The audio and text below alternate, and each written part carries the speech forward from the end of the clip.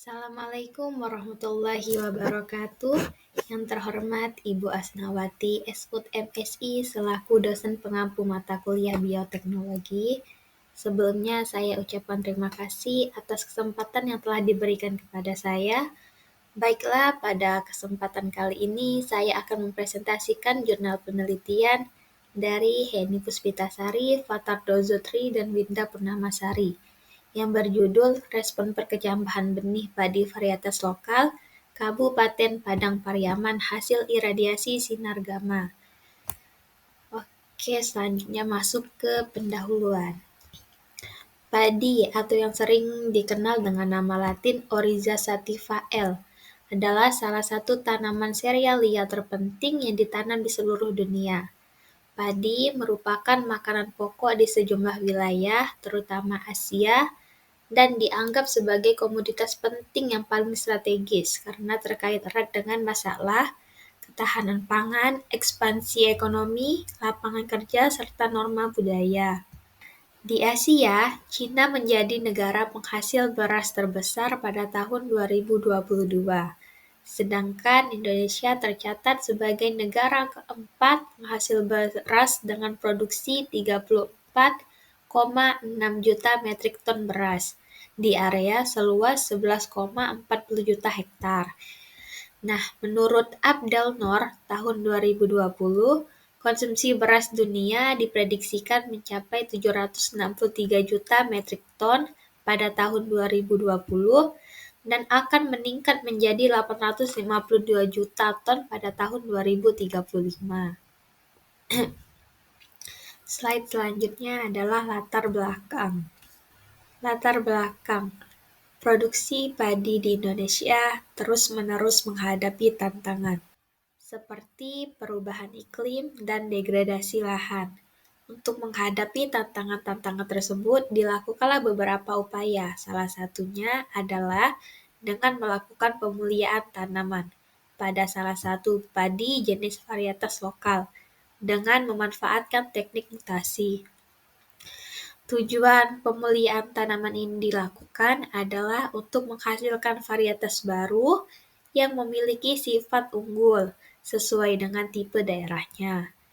Nah, pemilihan padi varietas lokal ini dilakukan karena sifatnya yang memiliki masa lebih lama dan tinggi tanaman yang lebih tinggi sehingga membuat padi ini lebih rentan untuk rebah. Selanjutnya rumusan masalah. Di sini terdapat 3 rumusan masalah. Yang pertama, bagaimana pengaruh dosis iradiasi gamma terhadap perkecambahan benih varietas lokal. Yang kedua, berapa dosis optimal untuk meningkatkan pertumbuhan tanpa merusak viabilitas benih. Dan yang ketiga, bagaimana variasi respon antar varietas terhadap dosis iradiasi yang berbeda. Slide selanjutnya adalah tujuan dari penelitian ini. Nah, penelitian ini dilakukan bertujuan untuk mengevaluasi pengaruh iradiasi terhadap perkecambahan padi lokal. Selanjutnya adalah metode penelitian.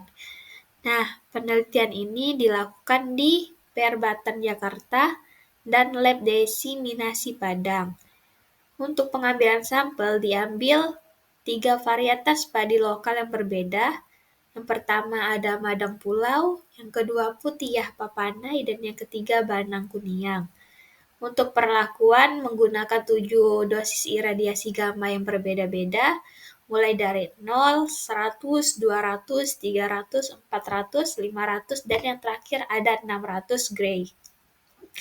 Nah, parameter pengamatan yang dilakukan, yang pertama ada pengamatan presentase perkecambahan, yang kedua tinggi bibit, dan yang ketiga ada panjang akar.